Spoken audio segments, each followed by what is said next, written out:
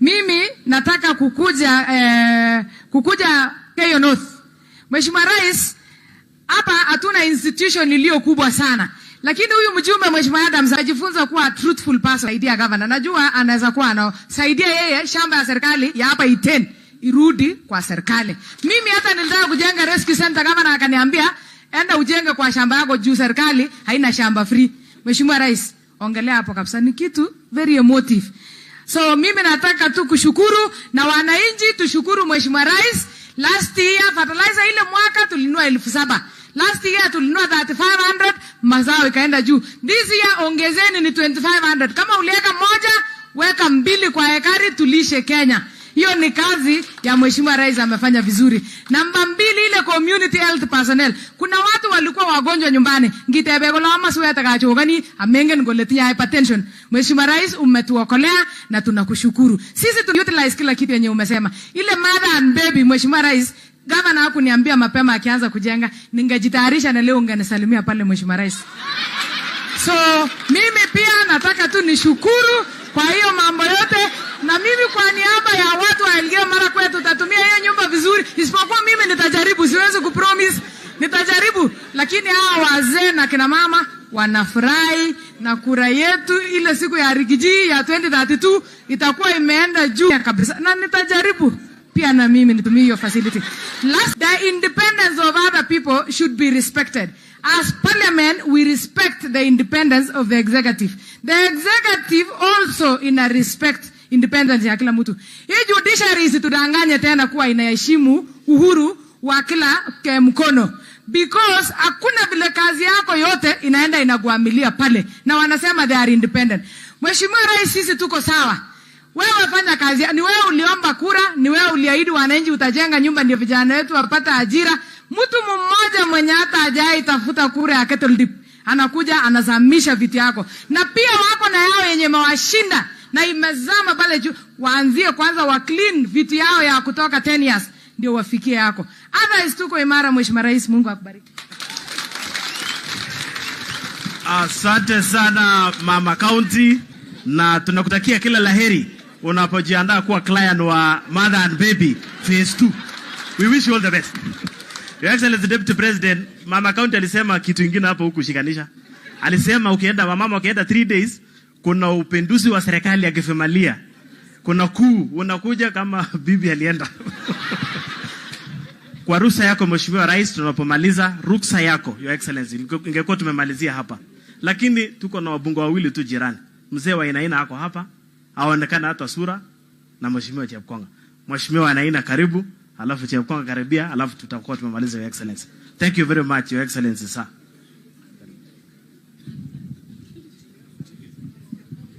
Mheshimiwa Rais, Mheshimiwa Naibu wa Rais, viongozi ambao wako hapa, ministers ambao wako hapa, watu wa Elgeyo Marakwet, amjambo.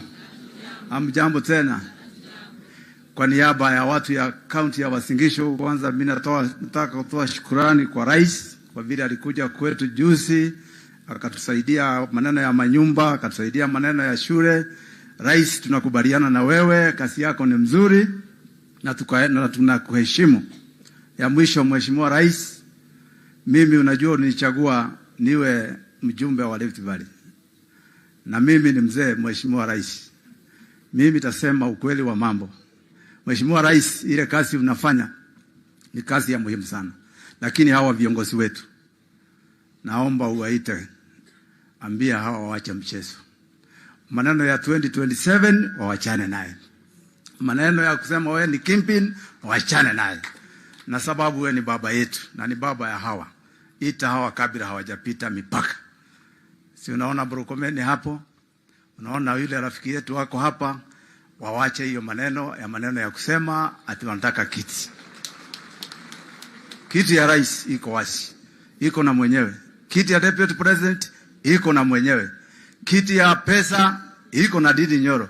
Hiyo ingine iko na mwenyewe. Mimi iko naye kiti yangu ya nominated MP. Naibu Mheshimiwa Rais. Ndio maneno iende sawa sawa. Nyorosa hii watu kidogo itawa kabla tujafungua bunge ndio tukae sawa sawa. Waache mambo mingi sababu hawa ndio wanataka kuonesha jamii yetu vile inatakikana.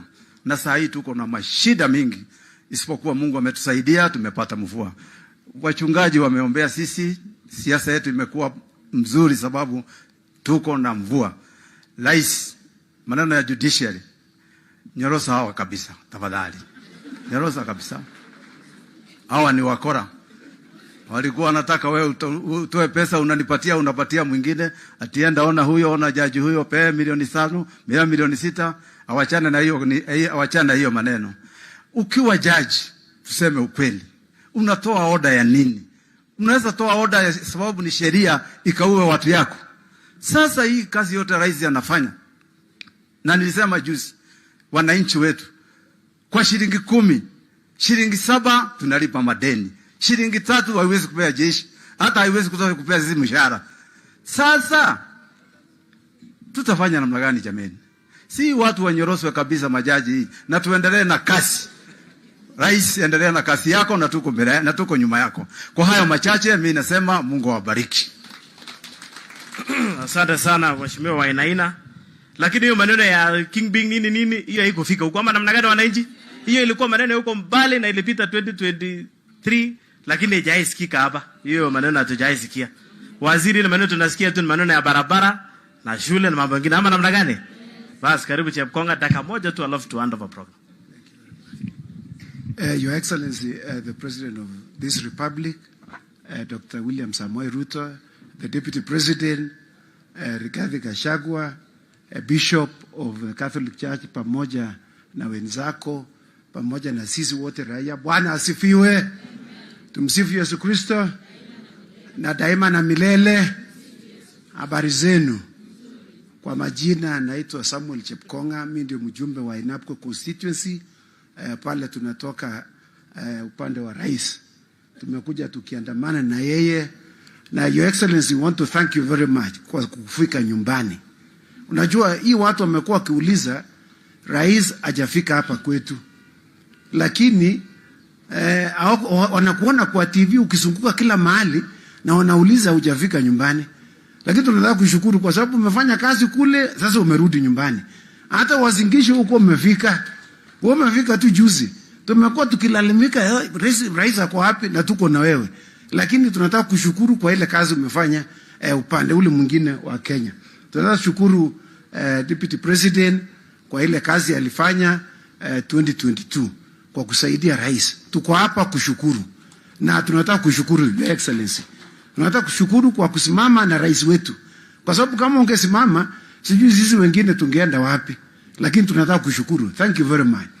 Your Excellency, I want to agree with my learned colleague, Mheshimiwa Toroitich.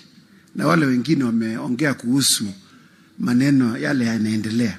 Your Excellency, you know sometimes saa zingine sisi kama wakili tunashangaa. Kotini ilikuambia uende upitishe sheria ya kutengeneza sheria ya affordable housing. Na ni wakili na ni judges 3 walikuamuru. Judge mmoja anakuja kukuambia usitengeneze. Sasa tunataka tuamini nani? Judge 3 ama judge mmoja? Hii ndio unasikia Bishop Kimengicha anasema impunity. Hii impunity, Your Excellency, usifikirie ati wanasema iko kwa judiciary, iko kwa nini, kwa legislature na kwa executive. Iko imezama kule upande wa judiciary. Mtu unaambiwa sasa unataka kufuata sheria. Sasa utafuataje sheria na wamekusimamisha? Hiyo Your Excellency, ati nyingine tena pia tunataka kufanya public participation. Article 10, Article 118 of the Constitution nasema fanya public participation kabla hujapitisha sheria. Wanasimamisha ichungu hapa, wanaambia majority leader wetu atusifanye public participation. Nataka kushukuru ulikataa hiyo upuzi yao. Kwa sababu wewe endelea kabisa, tutasimama nyuma yako. Mtu tumeambiwa turekebishe, tutarekebisha. Hii maneno ya kudanganya sisi ati nyingine Law Society juzi ati wameenda kwa sababu ama member. Nataka kuambia huyo chairman wangu, wacha kudanganywa na Kalonzo Musyoka. Yeye ameona Kalonzo Musyoka kweli katika judiciary. Kweli amemwona kama akidefend anybody. Hata hiyo ilikuwa maandamano ya Kalonzo Musyoka, haikuwa ya Law Society. Kama ilikuwa Law Society hata mimi ningekuwa mimi mwenyewe. Kwa nini wako niambia, na hata mimi kama wangeniambia Nikawakumbusha kwamba sheria inasema you must assist government in legislation making. It is not part of demonstration legislation making. Wangekuja kwa sisi ile public participation na chungwa waseme tutengeneze hii nini maneno ya affordable housing hivi namna hii na iende mzuri. Wawache na tunakataa maneno yao washindwe kabisa. Mungu awabariki, asanteni.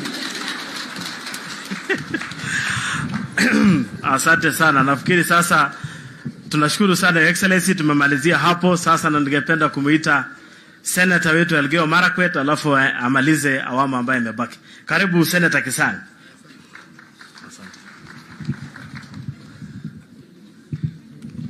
Your Excellency, the President of the Republic of Kenya, Dr. William Samoei Ruto, our Deputy President, Rick G, our CSS, leader majority in the Senate and National Assembly, PSS, na wakaji wa Elgeyo Marakwet County, our clergy, Bwana Yesu asifiwe. Tumsifu Yesu Kristo daima na milele.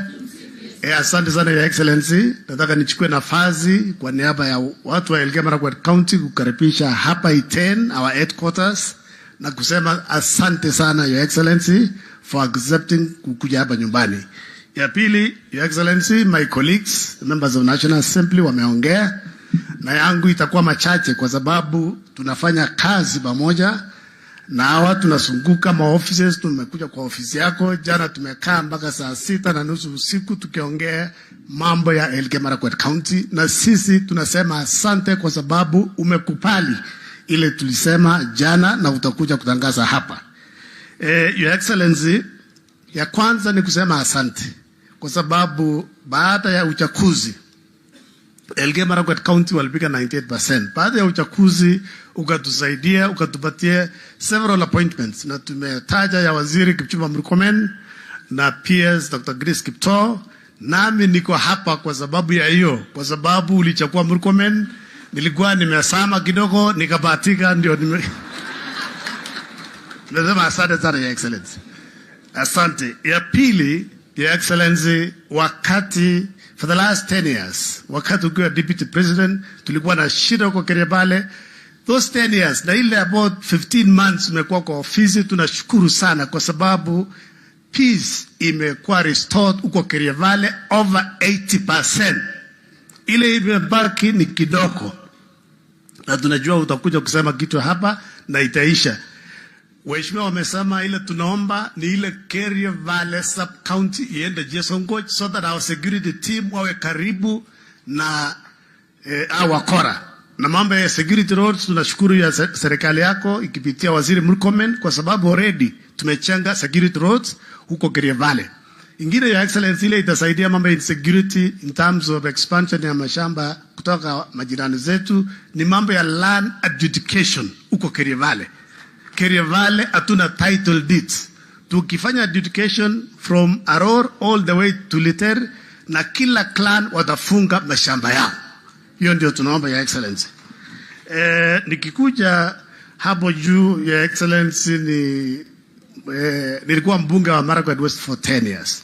Mambo ya Chevara institutions tuliweka pesa 2016-2017 na tumeongea jana, na tunashukuru kwa sababu uko na mbango, na mbunge wa Marakwet West tayari ameongea hapa. Hiyo neno moja tu ukisema, wanafunzi wetu wa Chevara Boys na community watafurahi sana. In honorable Your Excellency, ni mambo ya Prosper. Mheshimiwa Kimaya amesema hiyo, na tunaomba as soon as the investor comes in, watu wetu wawe compensated, ili also watu wetu waandikwe kazi huko Prosper. Prosper ilikuwa inaandika over 3,000 employees wakati ilikuwa inafanya kazi, na ikifunguliwa watu wetu watafaidika. Your Excellency, ya mwisho ni kushukuru wewe kwa sababu last year fertilizer ili drop from 7,000 mpaka 2,500. Tunashukuru Kipsoen TTI hapa tayari serikali yako ikipitia wizara ya ICT wameteua Kipsoen TTI as a training center ya skills kwa youth wetu.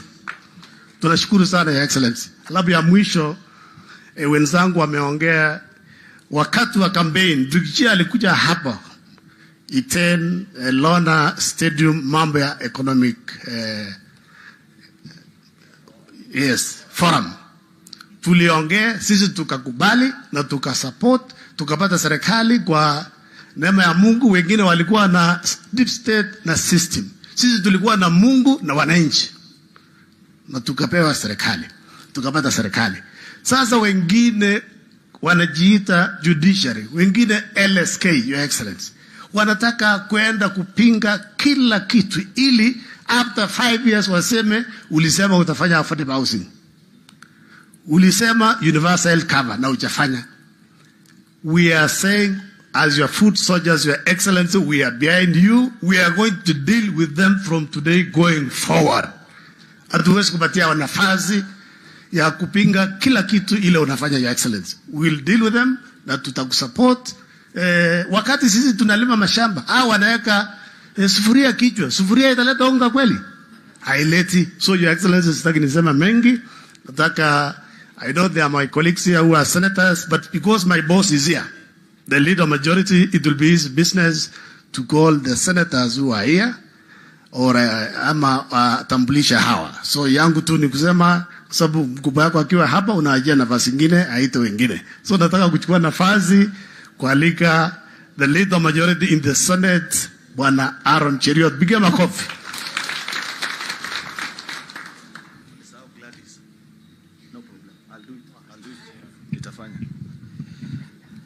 Your Excellency, the President, the Deputy President, viongozi ambao wako hapa, uongozi wa kanisa na wananchi wote hapa Iten. Naomba nichukue nafasi hii ni wasalimu wote. Bwana Yesu asifiwe. God is good and all the time. Asante.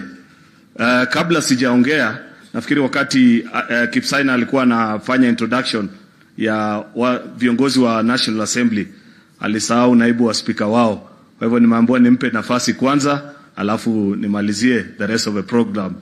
So acha nichukue fursa hii nimwalike Deputy Speaker wa National Assembly, Madam Gladys Sholei, alafu tuongee.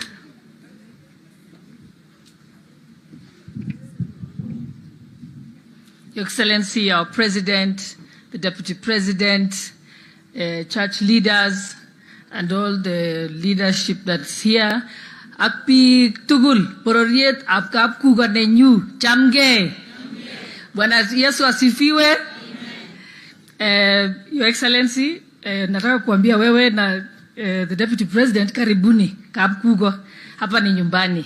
Your Excellency, Deputy President, you don't know, hapa ni kwangu kabisa, hapa ni nyumbani.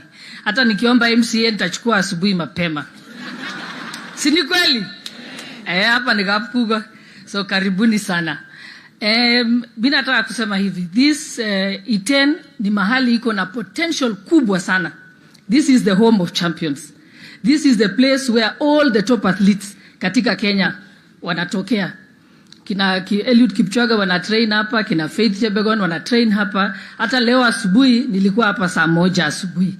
Lakini Iten yote ilikuwa imelala. Wale watu peke yao walikuwa hapa, nilikuwa nakutana nao kwa barabara, ni athletes. Na ilikuwa athletes kutoka nchi mbalimbali kabisa. So hapa inaweza kuwa the training destination of the world.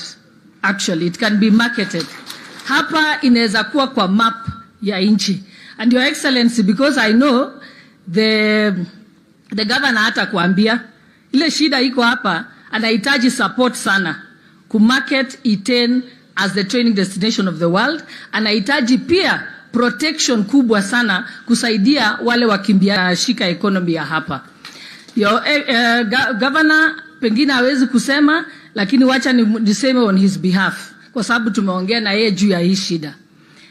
Hapa training camps iko mzuri sana, lakini ile shida iko, kuna wakora wanatoka nje, sio watu wa hapa. Wanakuja hapa, wanaleta madawa, wanapatia watoto wetu wale wakimbiaji madawa. Maneno ya doping, Your Excellency, the security teams in this country, in this area know about it. Governor will not tell you, but they are the ones who wanaleta madawa kutoka kule kwingine, wanakuja patia watoto. Na imekuja kuleta shida. In fact, recently, Your Excellency, Governor confirm tumepoteza 4 athletes. Edith Mudhoni, Damaris Mudhe, Benjamin Kiplagat na siku ingine Agnes Cherop, kwa sababu ya hawa wakora wenye wanakuja hapa. So Your Excellency, saidia iten, na ile kitu muhimu sana unaweza kusaidia iten ni kuensure Anti-Doping Agency Kenya ihamishwe kutoka Sports Ministry iende katika Health Ministry.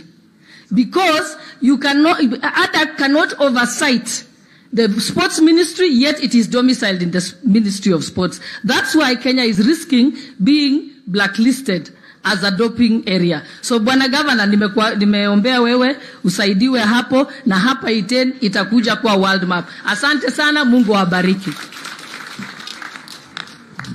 Asante Mheshimiwa Gladys. Colleague senators wale wako hapa, sijaona list, sijui ni wangapi. Wasimame, naona ni mmoja, so nitaiba dakika moja. Karibu Senator Cherargei, kwa dakika moja pia uweze kusema jambo yako.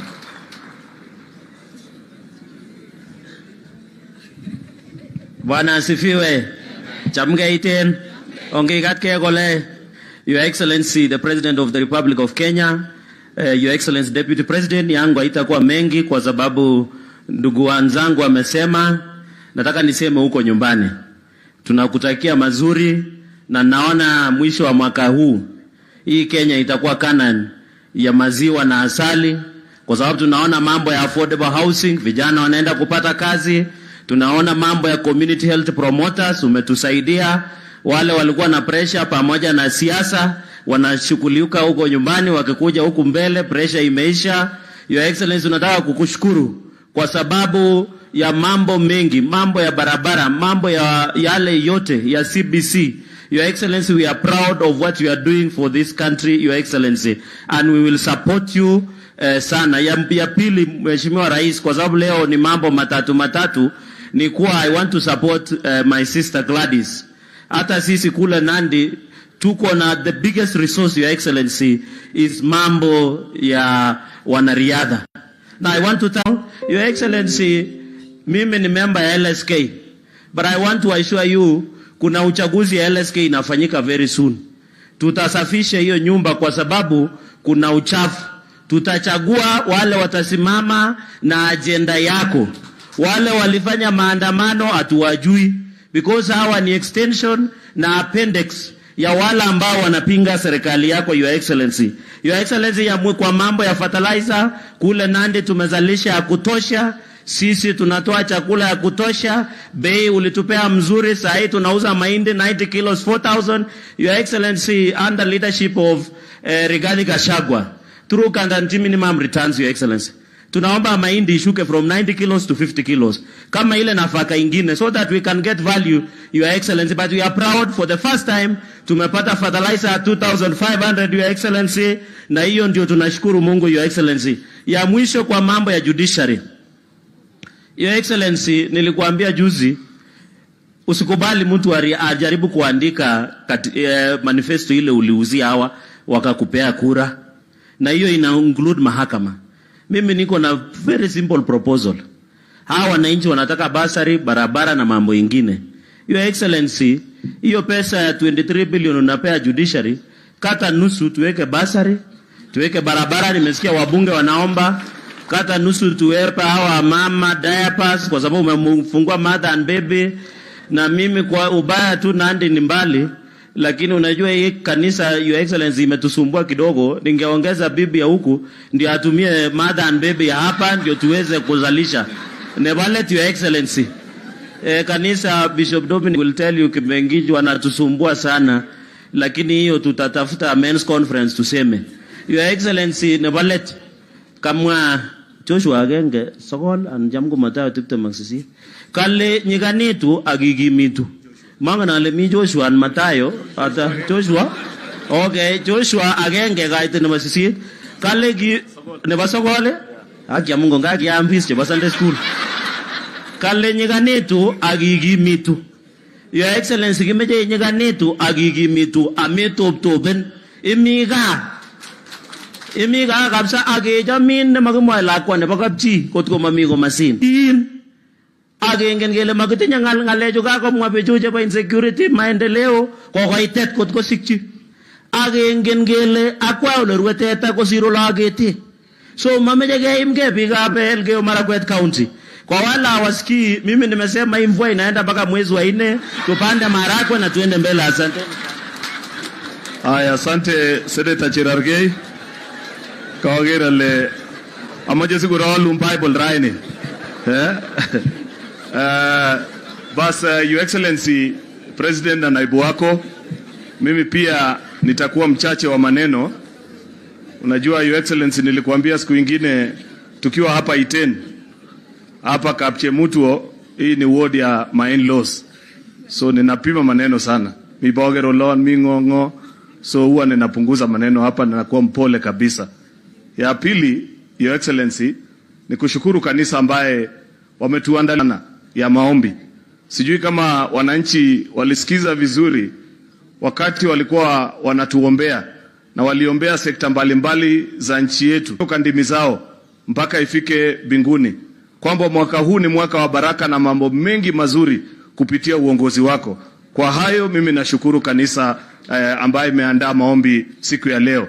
Ya tatu, Your Excellency, niungane tu na viongozi wengine wote ambao wamekupongeza kwa uongozi wako mzuri na kazi ambayo unafanya, ambayo unaendesha na kuonesha nchi hii kwamba mabadiliko na mambo mazuri yanakuja wakati kiongozi anaweka bidii vile wewe unaweka bidii. Unajua rais, mwananchi ama mtu yote akiamka asubuhi, kabla afikiria hata nguo ile atavaa ama kuoga, ile kitu ya kwanza huwa anajishughulisha naye sana ni kama ako na chakula na kitu ya kukula. Na wewe ndiposa ulipoa unajua hiyo na ulipanga vizuri ukahakikisha katika ile fertilizer subsidy program. Wakati wewe uliingia ukiwa rais, mbolea ilikuwa 7,000. Hivi leo tunapozungumza sisi tukiwa wakulima, tunakushukuru kwa kushukisha hiyo bei mpaka 2,500. Kupitia mwongozo wako huo, chakula imeiva, tuko na yetu ya kukula na pia tuko na ingine ya kuuza. Tunashukuru kwa hayo. Tunashukuru pia rais kwa sababu sisi tuko bunge. Wewe ndio rais wa kwanza kuweka katika program ya masomo shilingi bilioni 600, 600 billion Kenya shillings in the education sector. No other government has put that amount of investment in the hands of its people. Wakati tunapatia watoto wetu masomo, you are investing in the future. You are making sure that as a country we have good citizens ambao watasoma and they will transform and make our nation great. If for anything else we forget to be grateful for that investment in our education, we want to say may God bless you and add you more wisdom for the things that you are doing, Your Excellency. Lastly, nikubaliane tu na wale viongozi ambao wanazungumza hapa. Mimi na Mheshimiwa Kimani Ichung'wah tukizungumza kama viongozi wa bunge, sisi tunapitia kazi ambaye katiba imetupatia kutengeneza sheria ili kuhakikisha mwananchi maisha yake imenufaika. Na ndiposa tulikubaliana na wewe wakati umetoa mwelekezo na ukasema tulitoa ahadi kwamba katika ile program inaitwa Universal Healthcare tutapunguza bei ya bima ile ilikuwa inaitwa NHIF kutoka shilingi 500 mpaka 300 kwa mwananchi huyu wa kawaida. Na tulileta hiyo sheria, tukapitisha na tukakuletea wewe ukaweka signature. Halafu kwa bahati mbaya wakora 3 4 watu ambao wamekuwa akiba NHIF wanashikana wanakimbia hapo mahakama. As we speak today, that law is not operational. Na ilipitishwa kwa bunge, tulizunguka Kenya mzima, tukauliza wananchi watupatie ruhusa. Sasa ati you cannot implement. Imagine wananchi wa Iten. Katika hiyo sheria, rais ameweka hata program ambayo inaitwa Chronic Diseases and Emergency Fund. Ya wale wananchi ambao wanaugua ugonjwa wa saratani, diabetes na hele magonjwa ambayo inalemea wananchi. Rais ametenga kando serikali, pesa ya serikali kulipia nyinyi bill hizo. Lakini kwa sababu kuna watu wanaendesha mahospitali bandia huku mitaani, wanashikana, wanaenda kwa mahakama, judge mmoja tu hivi anaambia rais na nyinyi wote ati tunyamaze na tuzidi kuteseka. Sasa mimi nataka niwaulize tukiwa hapa Iten, majaji kama hao ni wakora ama sio wakora? Si hao ni wakora? Na ndio rais amesema, hajasema tupigane na judiciary, amesema tupigane na wakora. Mimi sijui wale wanapiga kelele kwa nini? Wanapiga kelele kwa sababu wanajua hao ndio wakora. And that is not intimidation. Watu wasituambie ati we are intimidating the judiciary.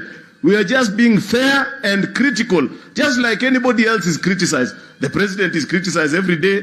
Sisi viongozi, hata bishops hao wako hapa. They are criticized by their members. So nobody should stop us from saying when things are going wrong. When people are taking advantage of the positions that they have to frustrate policies and programs that will have benefited the ordinary mwananchi, then we are told that that is independence of the judiciary. Ati sisi, for example, kama Senate, do you know ile sababu inapeanwa kwa kusimamisha hiyo sheria? Ati tunaambiwa kama Senate tulipitisha hiyo sheria tukiwa Turkana. Mimi nashangaa, kwani Turkana ni Somalia? Si Turkana is part of Kenya? Can you imagine a judge?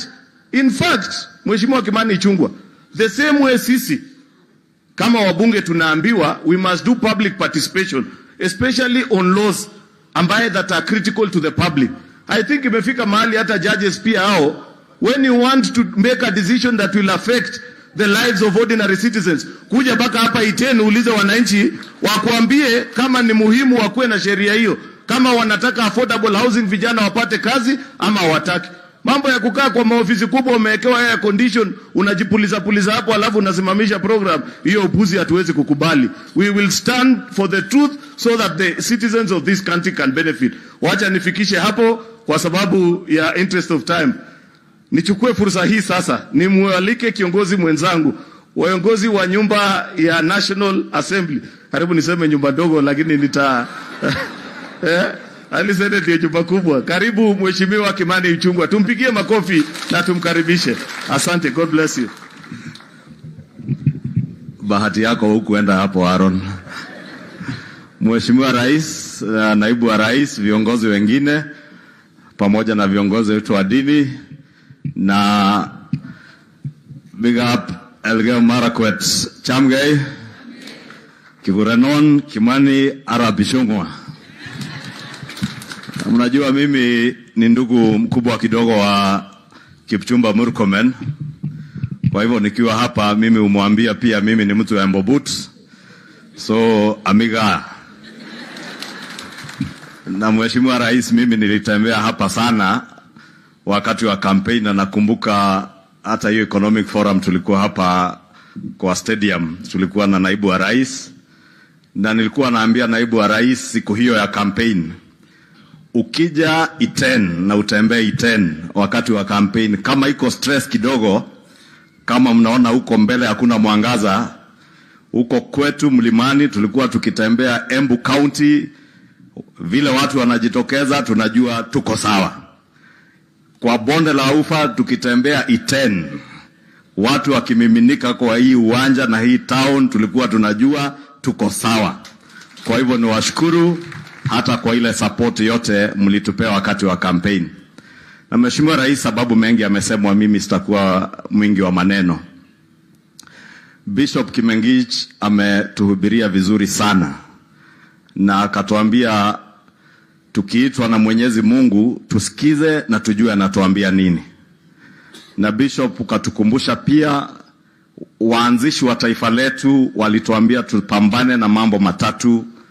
La kwanza kabisa, kitu nachukia sana, inaitwa ujinga, kama hiyo ya kuiba ng'ombe ya watu na kuua watu sababu ya wizi ya ng'ombe. Hiyo ndio ujinga, na kutoenda shule.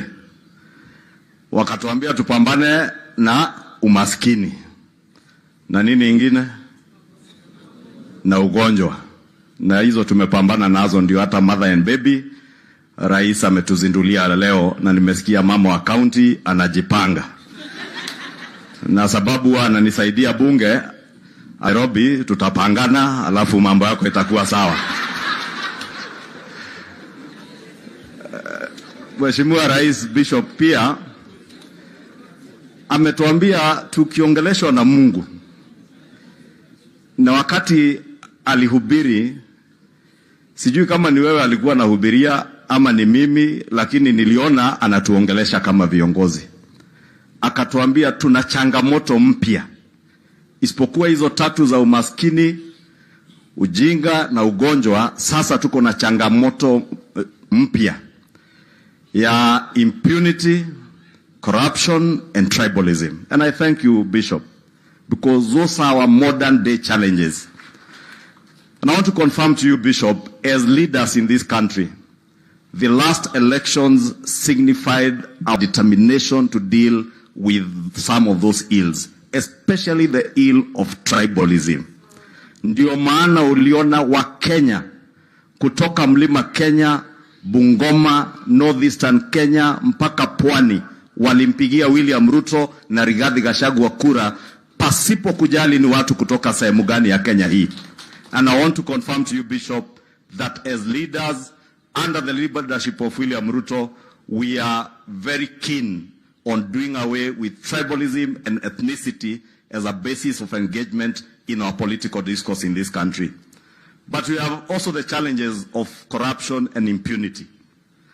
And those today, Bishop, I can confirm to you and I want to plead with you that even the church to join us in dealing with those two problems of impunity and corruption.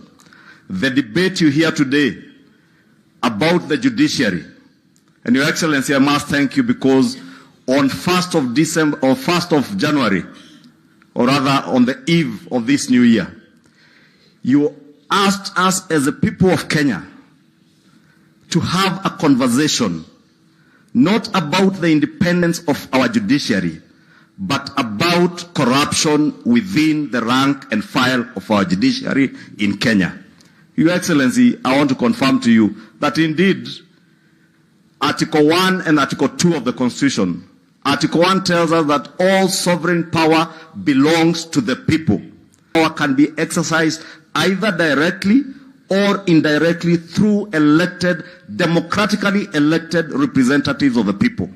Your Excellency, you are a democratically elected representative of, like we are in Parliament and as leaders. Therefore, what we are doing, the conversation we are having about corruption and impunity in the judiciary has nothing to do with the independence of the judiciary.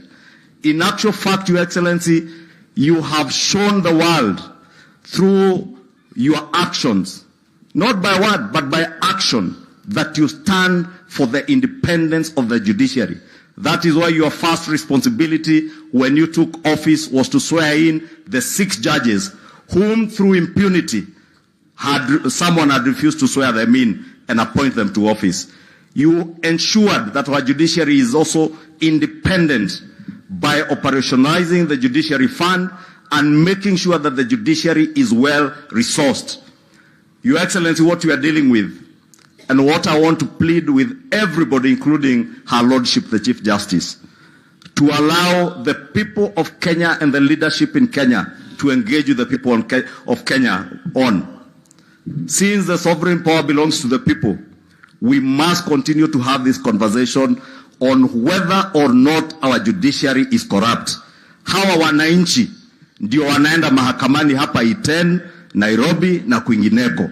Hawa ndio watakwambia kama kuna ufisadi kwa mahakama.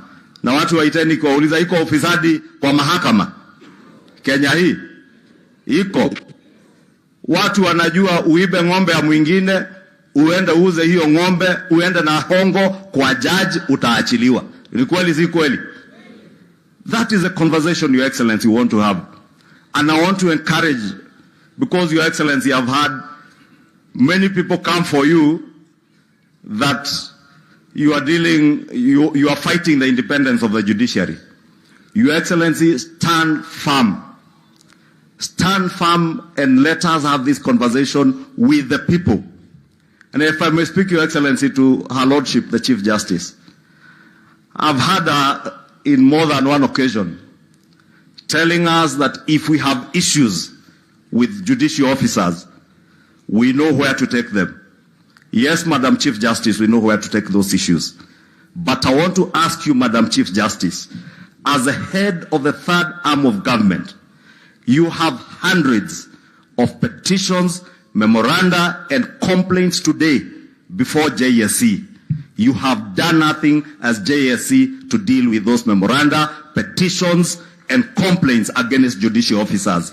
Before you ask us as leaders, who are only representing the views of the people, to bring more complaints and petitions, please deal with those petitions, complaints, and memoranda that are already before the Judicial Service Commission and also in the office of the ombudsman. There are many complaints against judicial officers. Na nafurahi Mheshimiwa Rais sababu sijasikia hata Chief Justice akikanusha ya kuwa kuna ufisadi kwa mahakama. Corruption is there, it is rife. Impunity is rife in the judiciary. Your Excellency, because all sovereign power you are exercising indirectly on behalf of the people, and it is the same sovereign power we are exercising, I want to ask all of us not to cower from or shy away from speaking against impunity and corruption in the judiciary. We agree with all our colleagues, even those in the opposition, on the independence of the judiciary. And Your Excellency, I know you are the forefront defender of the independence of the judiciary.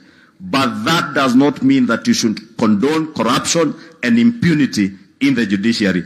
Kwa hivyo nimuulize Her Lordship the Chief Justice, kabla tuambie tulete malalamishi mengine, na nimwambie asiwe na haraka, tunafanya public participation na hawa wananchi saa hii.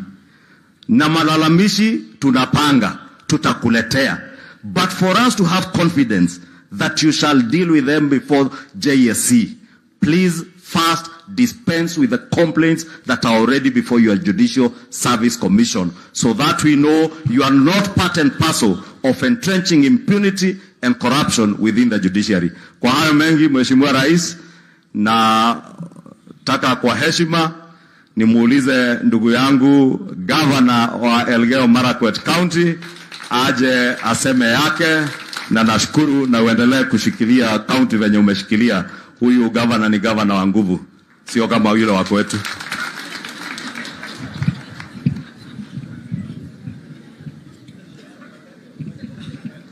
Your Excellency, the 5th President of the Republic of Kenya, Rais wetu Daktari William Samoei Ruto, naibu wake Rigathi Gachagua Mheshimiwa,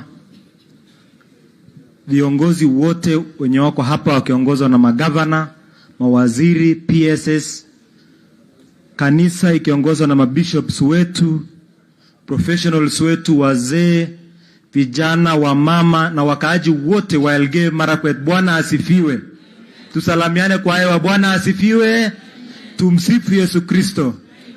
Your Excellency, the President of the Republic of Kenya, the last time ulikuwa kwa hii kiwanja, Your Excellency, ilikuwa kiwanja ingine tofauti. Lakini Mungu ni nani? Amehakikisha kwamba amekuleta, na amekuleta kwa njia nyingine ya kipekee ile watu wangu hawajawahi iona siku nyingine. Your Excellency, tunakukaribisha nyumbani Elgeyo Marakwet. Your Excellency, in the last election, today is a Thanksgiving and our bishops have preached well. Last time Elgeyo Marakwet, Your Excellency, from the time immemorial ni watu wako, lakini ile walivunja rekodi ni 2022 wakati wewe ulikuwa unapigiwa kura ya rais. In the entire Republic of Kenya, Elgeyo Marakwet gave you the highest percentage ya kukuwa rais. Kumaanisha wakati watu wanasema nyumbani, hapa ndio nyumbani kamili, Your Excellency, and we welcome you home, ukuje uongee na watu wako. Ya pili, Your Excellency, nataka nitambue viongozi wachache tu wasimame penye wako. Nataka nitambue wale walifanya kazi wengi wa kukupea hiyo kazi kuwa rais, wale walikuwa coordinators wote wako hapa. Wasimame penye wako kwa sababu wanasema leo ni siku ya Thanksgiving. Hawa ndio wale walihakikisha kwamba 98% saa 4, saa 5, saa 7 usiku tulikuwa na forms yote tunajificha kuleta huko, Your Excellency. Your Excellency, group ya pili nataka nitambue ni professionals wetu wote wa Elgeyo Marakwet. Kuna wale walizama, kuna wale walitoboa, nataka wasimame wote. Na Your Excellency, wakati wanasimama tunashukuru kwa ile usaidizi ulipatia Kipchumba, waziri na PS wetu. Na Your Excellency, wewe unajua ukiweka hawa watu mahali popote, mtu wa Elgeyo Marakwet ukimweka anakushikilia mzuri sana. Ukimwambia chunga hii mlango, mtu ya Elgeyo Marakwet anachunganga. Your Excellency, hao wenye wamesimama hapa, kwanza ile mlango ngumu uwekelee wa jamaa wachunga kabisa, kwa sababu mtu ya Elgeyo Marakwet is honest, straightforward and very hardworking. That's why we are here and we are requesting that you support them, Your Excellency. Your Excellency, nataka nitambue county staff county staff wetu wasimame tafadhali, CCs, chief officers, all staff your excellency wako hapa wote, mpaka wale wadogo wako hapa. Karibuni sana, tunakukaribisha nyumbani. Deputy wangu your excellency, mimi ni compliant, gender compliant. Professor Grace Jeserek ako hapa, ni deputy wetu wa Elgeyo Marakwet County. Asante kwa hiyo your excellency, nataka niseme asante. Hii county kama haingekuwa wewe, pia hata mimi nilikuwa nimezama. Wakati nikakupata Nairobi nikakwambia mimi sasa ni campaigner wako, mambo yangu imezama. Wewe ukakuja kwa hiki kiwanja, alafu ukanirestore nikakuwa mtu tena. Wakati hiyo siku nilikuwa nimefungwa, nilikuwa nimenyang'anywa kila kitu. Lakini wewe ukakuja tena. Kwa hivyo hata wakati watu wanasema asante kwa Mungu, mimi kwanza nataka niseme asante, kwa sababu ningekuwa saa yuko Chegile nikichunga mbuzi your excellency. Lakini kwa sababu yako ulinirudisha mpaka hao watu wa Elgeyo Marakwet wakanipatia kiti ya kukuwa governor eneo hili. Ya pili your excellency, nakushukuru. Hao wenye umewapea kazi Kipchumba na PS wetu na wale chawasere chumi kidogo. Kumoja gelejin kongoi ammagibuge ngwen ngolenjin kemeje ke moy kwa niaba bibichi tukul kutongala bibichi tukul chwelge Marakwet. Kumoja ke wegun kongoi amugi toret Kipchumba agi toret PS Chris Kipto kwa niaba bibichi tukul. Kingen gele mi murusho alak, lakini kumoja ke magongoi ago angot ndai boega komati utye kile ngaribok bigap Elgeyo Marakwet. Angot ngap kogere bigala ko lokingiring. Lakini your excellency kumering, lakini agilit ngul bara goli kumi bara kabisa kitaret ugoret ako taret agilit. We really appreciate your excellency. Viongozi wetu wameongea ile challenge mimi napitia kama governor hapa, wewe unazielewa, nimekueleza na mingi umeanza kutekeleza. On Sunday wakati tulipata ile mambo huko chini, ukaniita tukakutana na wewe, ukaniambia nilete viongozi to discuss. Tumeongea mambo yetu yote, na nashukuru hao viongozi wa Elgeyo Marakwet kwa sababu they are very united, we are working together. Your excellency, yale wamesema mimi nitaongezea ya kwanza. Insecurity your excellency is a serious thing, but you have really tried a lot. Ulitupatia 450 NPR, ilisaidia sana your excellency. Hatuwezi sema hatujasaidia. Ya pili, wakati ulitupatia hii mambo ya security roads, ilitubadilishia mambo mengi. Na juzi your excellency ulipigia waziri Kindiki na waziri Duale wanipigie simu ili to relocate police stations your excellency. As we speak today, bili imeenda, mimi nilitoa mabuldoza yote ya county, na mheshimiwa koti moja governor wa Uasin Gishu aliniongezea na NYS aliniongezea. As we speak today, Mheshimiwa Duale ametupelekea kambi mahali inaitwa SYMO, kambi ya jeshi ambayo inatusaidia sana pale your excellency. Pia your excellency kuna kambi mbili imesonga. The reason why we are pushing your excellency hii makambi isonge ni kwa sababu the entire below the road from Aror all the way kutoka kwangu nyumbani hapa ailimwi chini thousands and thousands of acres, watu wanaishi kwa mawe. Kwa hivyo uchumi yetu ya Kenya inaweza kuwa ibadilishwe zaidi kama hao watu wangekuwa wanalima mpaka Kerio River. Kwa hivyo ukipeleka hiyo askari waende Kerio River, watu wangu wanasonga waende huko wakilima shamba. Your excellency, ukisema neno moja tu ama signal leo, wakae kwa Kerio River, sio katikati, wakae kwa maji yenyewe your excellency, na wakupigie picha maji ya Kerio. Tutaishi huko tukiwa sawa. Ya pili kwa insecurity ni kwamba sub county Tiaty constituency ndio jirani yetu ya mheshimiwa governor wetu hapa wa Baringo. Your excellency, Tiaty constituency has becoming a thorn in the flesh in Kerio Valley because of no government presence, your excellency. We requested you as Elgeyo Marakwet residents utupatie sub-county ya Kerio Valley, your excellency. Mimi nakuomba kwa sababu huyu hata sisi tukikaa vizuri pande hii ni kama kukuwa na kanisa hapa na kuna pombe inapikwa kwa kona.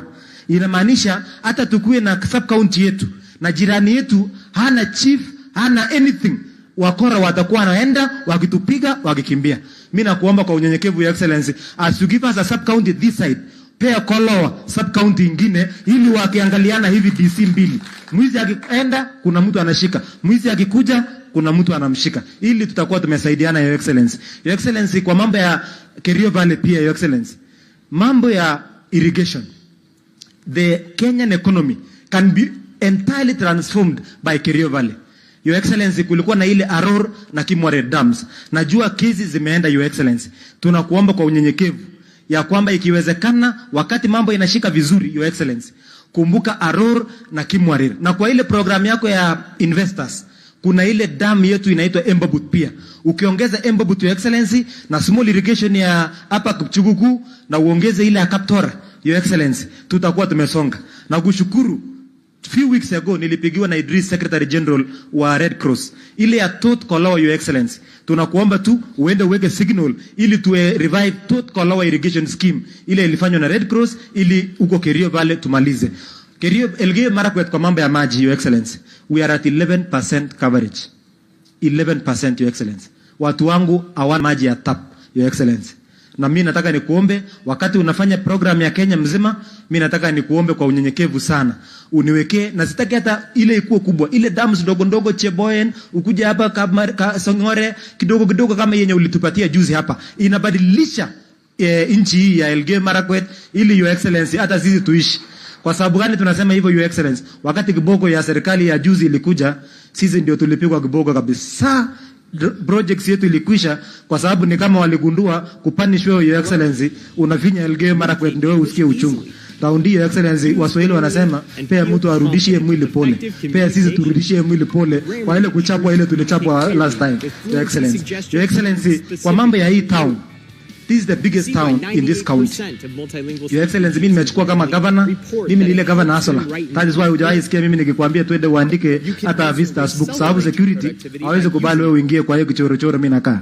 Your Excellency, mimi nataka nikuombe kwa unyenyekevu, nitaongea na MCS wangu tutafute shamba.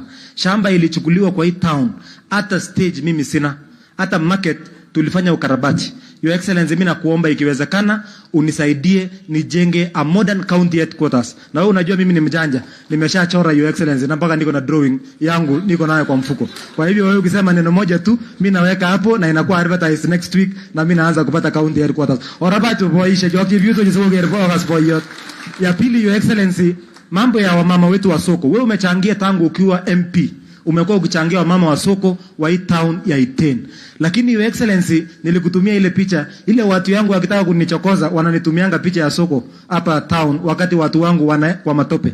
Your Excellency, mimi nakuomba, nilikuwa nimekazana mpaka nimefukuza watu kidogo mahali mpaka nimepata shamba kidogo hapo katikati ya town Your Excellency. Mimi nataka nikuombe leo, na pia kwa sababu ya ile ujanja wewe ulinifunza, mimi ni student yako, mimi nimechora Your Excellency design ya soko kubwa hapo katikati. Mimi nataka useme upeane signal leo kwa Hinga Your Excellency, advertise soko, tuweke soko kubwa ili watu yangu wasikuwa wanaenda kusumbua Chelelem wakifukuzwa na Kanjo. Waache kila mtu akuja achukue wholesale hapa. Kila kitu ya hapa Elgeyo Marakwet ikuja hapa Iten, wholesale market, modern market, wamama wapate pesa, hustlers wapate, tuweke mpaka kinyozi huko juu, kutoka chini fresh, katikati nguo, juu hivi tuko na vijana wafanye mpaka juu tukue na kinyozi na saloon. Hii town yote tunasanya hustlers yangu yote wanakaa hapo. Ukiniongezea ile ASP ya Marakwet East, Marakwet West na Keyo South Your Excellency, utakuwa umeweka ile mama mboga na watu wangu wote wakae mzuri. Nikikuja Nairobi nikusalamianga tu wewe na tunamaliza maneno yetu Your Excellency. Your Excellency, kuna mambo mengi. Sewerage in this town. I host 4,000 foreign athletes, foreign and local athletes kwa hii town. Lakini Your Excellency, 60 years tangu independence, hakuna sewerage. Hata watu wa Elgeyo Marakwet hawajui sewage ni nini. Nataka nikuombe Your Excellency, kwa program yote tu uliona, uniwekee tu hapa sewerage, Kapcherop, uniwekee moja Keyo South na moja Marakwet. Ile ndogo ndogo, lakini town hapa uniwekee ile meja, hata ukinianzia hapa. Your Excellency, mimi pia nitajitolea nifanye design ili nikuletee ikuwe tu advertise Your Excellency ili ikae vizuri. Your Excellency, hapa hii kiwanja yetu yenye ulitusaidia na hii, tunakushukuru Your Excellency. Tumekusumbua kila wakati, lakini asante kwa kukuwa na very listening ear. Mpaka juzi imetangazwa, tunashukuru waziri na Mwamba na PS TUM walileta ripoti nzuri, kwa sababu kuna mtu alikuwa amesema haifai, lakini wewe kwa sababu wewe ni mtoto wa nyumbani ulisema watu wa Elgeyo Marakwet wana deserve. As the governor, I really appreciate you for that great support Your Excellency. Your Excellency, hii watu wa Elgeyo Marakwet Your Excellency ni wakulima. Wewe ulitupatia mbolea juzi. For the first time in history, mbolea ile imefika Chesoi Your Excellency. Hapo Chesoi Center mbolea inapeanwa. Kocholwo mbolea inapeanwa Your Excellency. Chepkorio, MYKE, hapa Iten haikukuwa na mbolea tangu. It was only one in Kapsawar. Your Excellency, we are eternally grateful. Na tunakuomba hii mwaka, sisi kama governors, we are going to support you 100%. Tunakuomba tu ule mtu alitupea mbolea ya juzi, Your Excellency, usibadilishe hiyo mbolea ya juzi, sababu ilikuwa na very good quality ambayo ilitusaidia, Your Excellency. Tukisema hivyo, MP wangu wa Keyo South ameongelea mambo ya mlima. Sisi kama Elgeyo Marakwet tumesema hii mlima imetusumbua na ni very dangerous. Mimi kama governor eneo hili tumeketi chini na wa MCS. Tukasema what can we do? Tukasema umaskini yetu ni 43%. Kenya is 36. We are poorer than Kenya. What can we do? Tumesema tunatoa policy. Sisi tumebadilisha turudi kwa Chiefs Act, Your Excellency. Tumesema tunatoa policy sasa na mambo ni matatu pande hii. Ya kwanza, lazima kila family ikuwe na half an acre of cash crop, Your Excellency. It can be pyrethrum, it can be anything. Ya pili, kama hauna ukuwe na ng'ombe moja inatoa 15 liters. Na kama hauna ukuwe na kuku 50 ambaye inatoa mayai 50. Lakini kama hauna, Your Excellency, mambo matatu, unaenda Tambach prison, serikali kulishe kwa sababu wewe ni hasara kwa kijiji, Your Excellency. Shida ya hiyo tu ni kwamba, Your Excellency, mbegu ya kuweka hiyo ya escarpment, mimi ulinituma kwa mambo ya pyrethrum. We are the leading now in Kenya in terms of pyrethrum. In the next 1 year, we will make sure every family has a salary in Elgeyo Marakwet through pyrethrum. Your Excellency, hapa tu kahawa imetusumbua. Na huyu Rigiji, wale cartels walikuwa wanataka kunyonga Rigiji, walitishia hata maisha. Ameshamaliza. Hiyo pesa Rigiji ameanza kuletea watu. Sisi tunataka tukule hiyo pesa, Your Excellency.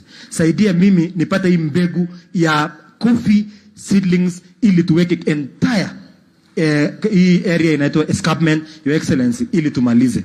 Your Excellency, ili ni tambue my colleague governors. Nimekuja na mama, Your Excellency, mama my wife, wacha asimame tu, Your Excellency, a wave ili asalamie watu wetu Elgeyo Marakwet, Your Excellency. Nataka nichukue fursa hii nikaribishe two governors who have been very supportive to me in this journey ya kutransform this entire region. And that first governor is Governor Kotimoja, na pia niko na Governor Cheboy. Wakati wanakuja, Your Excellency, Chebara institutions ilikuwa imeoza. All Chebara, like my MP has said, we are losing almost, karibu sana governors, we are losing billions of money, Your Excellency. Ile kazi ulinifanyisha jana usiku na MP, tumemaliza, na tunakuomba leo, Your Excellency, uweke kwa ile option nyingine ili watu wa Marakwet West to feel that they are around. Nataka nikaribishe huyu governor jirani anaitwa Kotimoja, lakini siku hizi amebadilisha, unampata akiwa na koti tofauti. Your Excellency, waja aseme jambo, na anafanya kazi kwa Eldoret. Ngawaje amechukua jina yangu champions, hapa ndio original champions. Ngawaje ni rafiki, tumemwachia tu akae naye kidogo. Karibu sana, Your Excellency. Asante sana Governor Wesley, Your Excellency, the President of the Republic of Kenya, the Deputy President, viongozi wote, kanisa, watumishi wa Mungu ambao wametuongoza siku ya leo, na wote ambao tumekuja kwa hii ibada. Bwana Yesu asifiwe. Nasema Bwana Yesu asifiwe. Your Excellency, makanisa yote hapa nishaingia. Tumsifu Yesu Kristo. Wana mjibu tumsifu Yesu Kristo. Sasa wale wa AIC mnajua sisi tunasema nini? Tunasema nini? Uhuru wa Yesu. Alafu nimeona ndugu yangu Chemno, huyo ni wa Sabato. Wanasema mjambo wasafiri wa mbinguni. Alafu ile kanisa la mwisho tulikuwa na Governor Wesley, ya rafiki yangu Bishop Arun. Hawa ni Pentecostals, wanasema semeni hallelujah. Bas, leo rais, siku yetu sisi, ulikuwa nasi juzi kule Uasin Gishu, na watu wa Uasin Gishu walifurahi. Tulikuwa tumekumisi ile ya ukweli, mpaka tulikuwa tumeshangaa kumbe kwa president ni hasara pande, because tulikuwa tunakuwa na upande ule mwingine. Lakini juzi ulipokuja watu walifurahi, ukatusindulia mambo ya affordable housing, mambo ya market yetu ya Uasin Gishu, na pia mambo ingine yote ambayo tumepanga.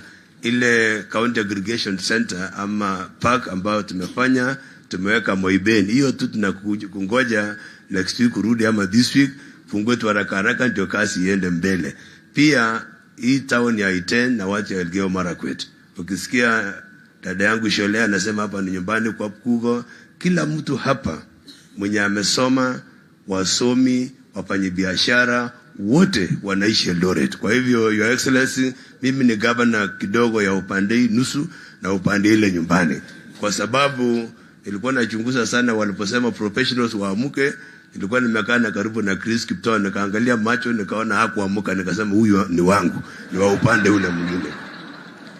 Your Excellency, sisi tunafurahi sana kwa sababu ya maendeleo na plan yako ya kufufua uchumi ya Kenya. Na tukisikia mambo ya judiciary, mimi si wakili, lakini sielewi ni nani huyu anapinga affordable housing. Juzi ulipokuja tumekuwa na mkutano kubwa sana na wafanyikazi wa county, mambo ya uptake. Tayari wako tayari kujiingiza kwa boma langu. Tumewafundisha jinsi ya kuown nyumba. Tayari hiyo nyumba ishaenda kabla haijajengwa. So nani huyu atasimama mbele ya kazi na plan ya president?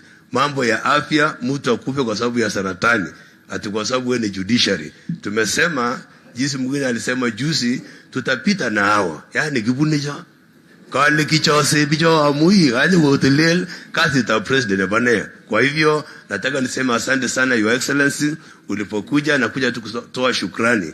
Mambo yetu na viongozi wetu wote tulikuambia na tunajua unatekeleza. Asanteni sana, big up Korani magongo imane kikibwana gesa magura kinya gorobon tieji nyukumi tabushe kejang kagunyorani president go president kwane yari ni president gongoi agarga ni gongwa nginyu damagile hasla kimo nyoru gane kabisa. So kia buti bagasmat lakini kingegile hasla koit ngalega puti tayenge motu aguti kai ngote sta guno to gongoi missing. Thank you very much.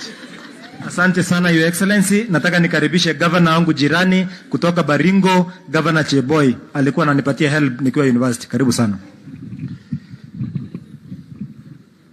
Your Excellency, the President of the Republic of Kenya, Your His Excellency William Samoei Ruto, Your Excellency the Deputy President Mheshimiwa Rigiji, viongozi wote ambao tuko pamoja hapa kuswali siku ya leo na kushukuru Mwenyezi Mungu kwa yale yote ambayo yamefanyika,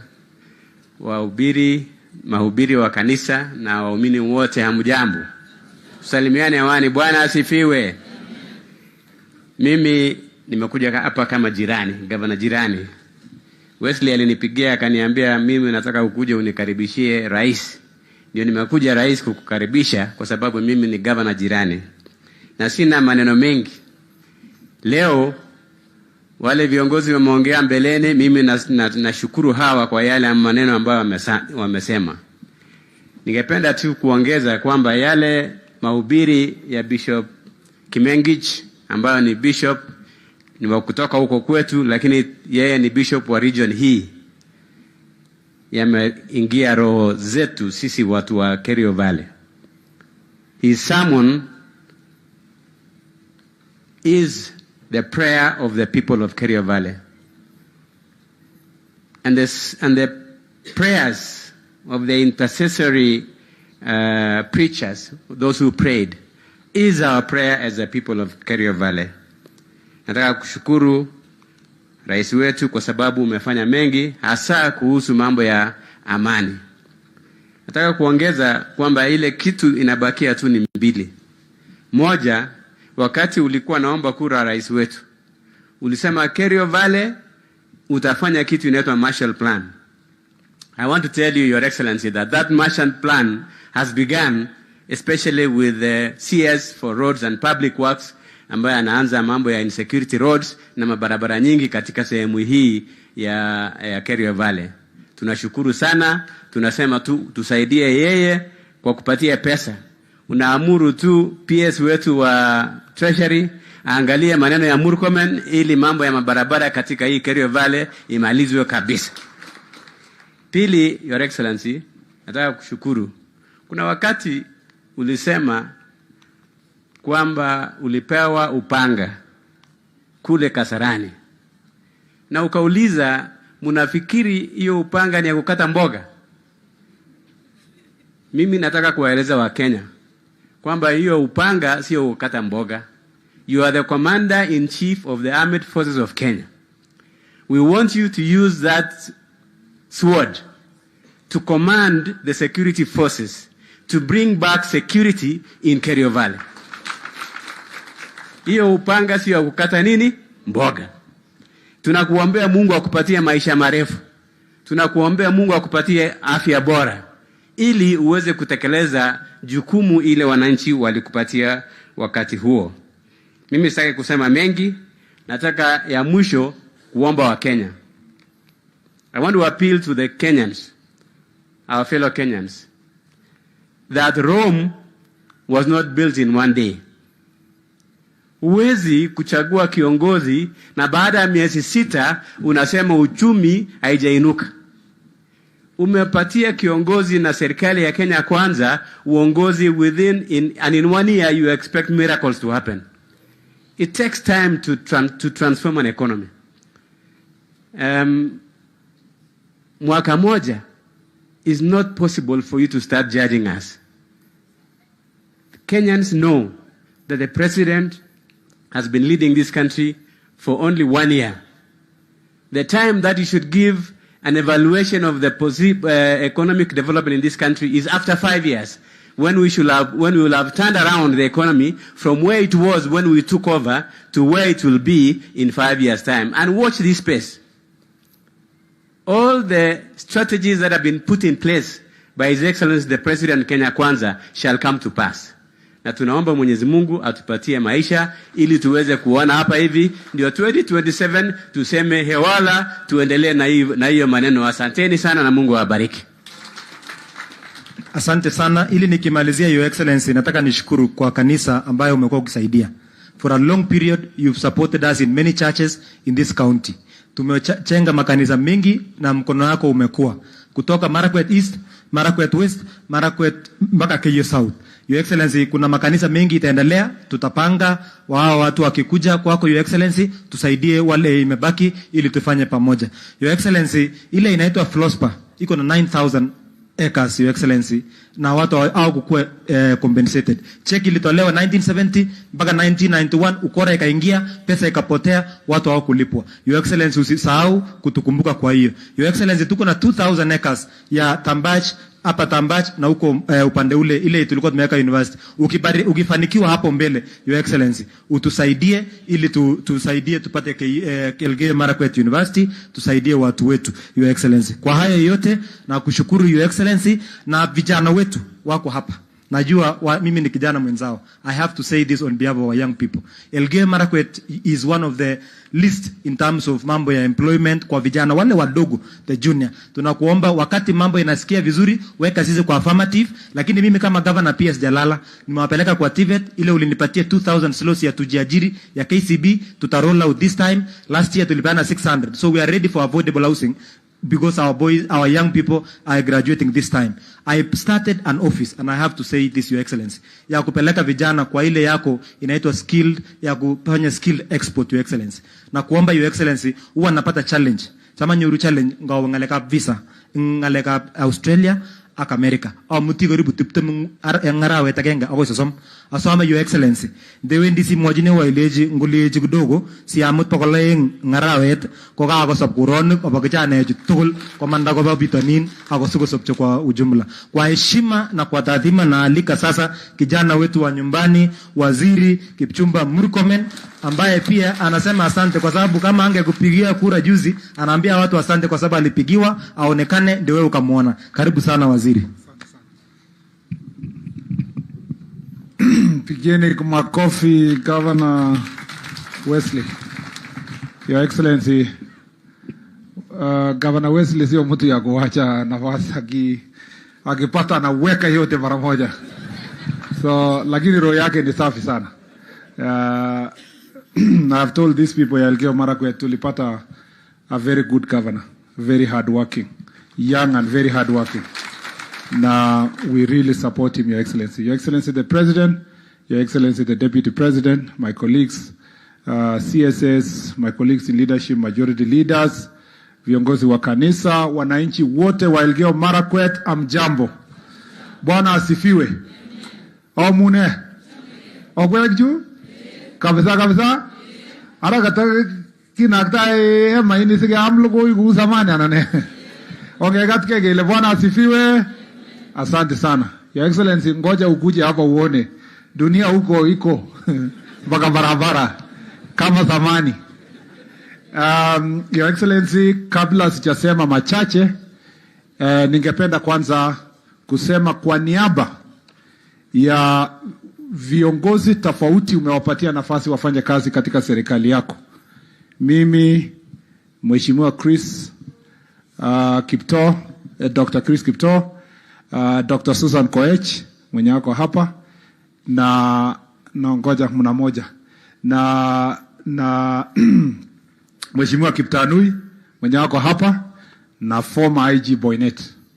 We appreciate you, Your Excellency. We are a representative of the face of the people. You've given us a chance. Yeah, nataka Susan asimame. She atupendi story mingi, lakini kazi anapenda, Your Excellency.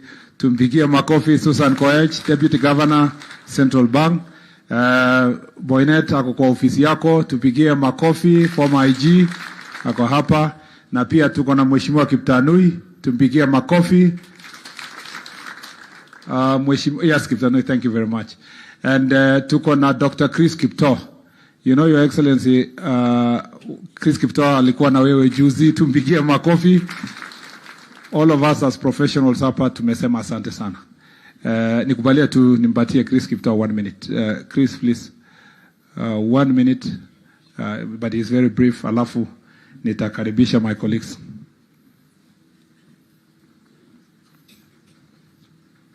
Your Excellency, the President, Your Excellency, the Deputy President, all protocol observed. Watu wa Elgeyo Marakwet, hamjambo. Bwana asifiwe. Chamge. Wamune. Obai boy.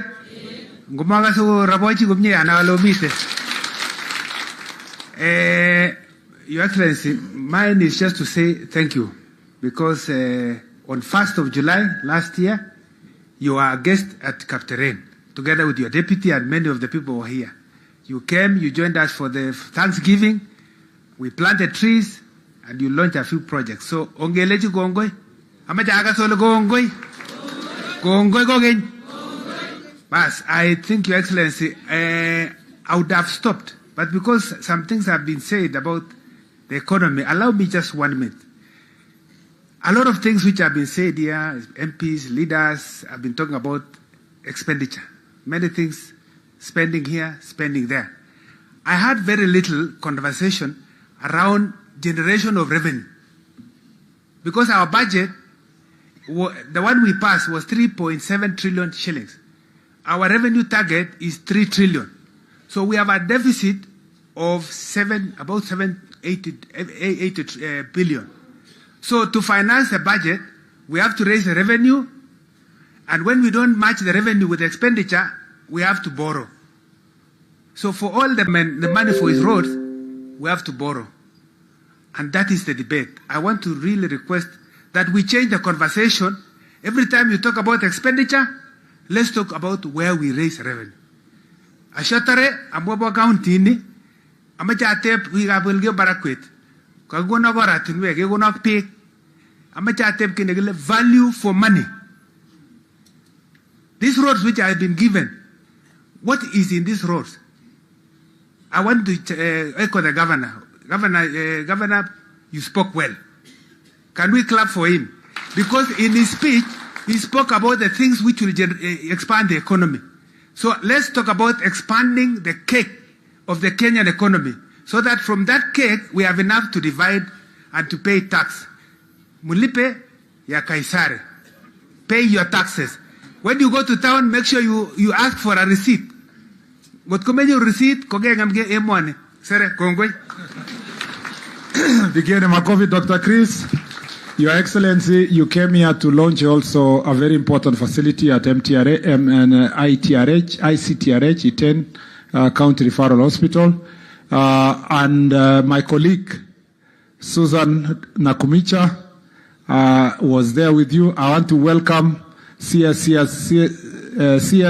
Susan Nakumicha. Begin makofi. Your Excellency, CS Nakumicha hapa ni kwake. In the program ile ya adoption of planting of trees and all that kuhakikisha hii miti imechungwa, she chose actually Embobut, Your Excellency, and West Pokot, Elgeyo Marakwet and West Pokot. So tupigie makofi Susan Nakumicha akikuwasalimia. Asante sana, Your Excellency the President of the Republic of Kenya, Your Excellency the Deputy President, Your Lordship Bishop, and all leaders of Elgeyo Marakwet. Tumsifu Yesu Kristu. Wacha tusalimiane. Tumsifu Yesu Kristu. Daima na milele. Your Excellency, hapa Elgeyo Marakwet wamenipatia jina naitwa Chebaibai. Sababu mimi ndio mama yao ya kuhakikisha ya kwamba environment iko sawa. Lakini pia Your Excellency, nimetembea hapa Elgeyo Marakwet, hii ni mara yangu ya 3. Hii mpango ambayo umezindua leo ile hospitali, Your Excellency, ya mother and child, inapunguza vifo za wamama ambao tunapoteza wakati wanaleta uhai. Our national target saa hii tuko na 350 wamama ambao wanakufa out of 100,000 wakipata watoto. Hapa Elgeyo Marakwet wamama wale wanakufa wakitafuta watoto ni 450. Under universal health coverage, Your Excellency, zile nchi ambazo zimeachieve universal health coverage ni single digits. And that is where I want to take this country under your direction. Jambo la pili, Your Excellency, hapa Iten last time nilipatana na Kiprotich ambaye anafanyiwa dialysis. He's a young 22-year-old boy. Na nikamuuliza kama ako na income, akaniambia yeye ako na pool table ambaye anatenza shilingi 200 kwa siku. Kufanyiwa dialysis, Your Excellency, ni 10,000 one session. Anafanyiwa mara 2 kwa wiki. Mwaka iko na wiki 52. Inamaanisha lazima akuwe na shilingi 1,000,000 ndio afanyiwe dialysis. Your Excellency, mimi naomba judges wajue ya kwamba Kiprotich na wale wengine wa Kenya wanahitaji kufanyiwa dialysis. Suluhisho ya hiyo dialysis, Your Excellency, ni kufanyiwa kidney transplant. Ile NHIF ambayo tuko nayo sasa hailipii, itakulipia transplant na haikulipii madawa ya kukusaidia baada ya transplant. I want the judges to know we have over 10% of Kenyan population on dialysis. They need kidney transplant. The current NHIF cannot take care of them. So we need the Social Health Authority ile itakulipia kabla upimwe kufanyiwa transplant, ikulipie transplant, ikulipie na madawa after transplant. Excellency, nashukuru Governor, community health promoters wangu hapa wanaendelea vizuri, amewapatia kits, amewapatia SYMO. Asante sana watu wa Elgeyo Marakwet, muendelee kuniombea na muombee judges. The preamble of our constitution, we acknowledge the supremacy of God. If they respect the constitution, they start with the preamble. Asanteni sana, Mungu awabariki. Pigieni makofi Susan. Nataka nikaribishe pia waziri wa defense ambaye tulikuwa na yeye, ilikuwa ni kama mimi na Aaron na Ichungwa akiwa majority leaders National Assembly, nilikuwa Senate. Karibu sana majority leader, waziri wa defense. Pigia makofi. Your Excellency, Your Excellency the Deputy President, viongozi wa dini, watu wa Elgeyo Marakwet, hamjambo. Salamu alaikum. Bwana asifiwe. Your Excellency, kwanza nimepata mawaidha mazuri leo kutoka Bishop Dominic. Kwanza ulisema tumshukuru Mungu, lakini tunataka tumshukuru Mungu kila siku na kila wakati tukiwa manyumbani, siku wa hii hema pekee. Ya pili, ulisema yale ambaye yanasumbua Kenya: corruption, impunity and tribalism. And that is what I think our president is now dealing with. Your Excellency, kwa maneno ya security, nataka niwaambie viongozi na wananchi wa Elgeyo ya kwamba as the chairman of the National Security Council, you, Your Excellency, and as the Commander-in-Chief of Kenya Defense Forces, you have given us firm instructions on how to deal with the banditry menace in the North Rift in the 6 counties. Na mwaka huu, we have a different strategy. We will not tell you. Muliona jana huko Kainuk, muliona huko Baringo, commandant wetu wa GSU wako hapa, Eliud, Zia, the CDF and the IG were here on Friday.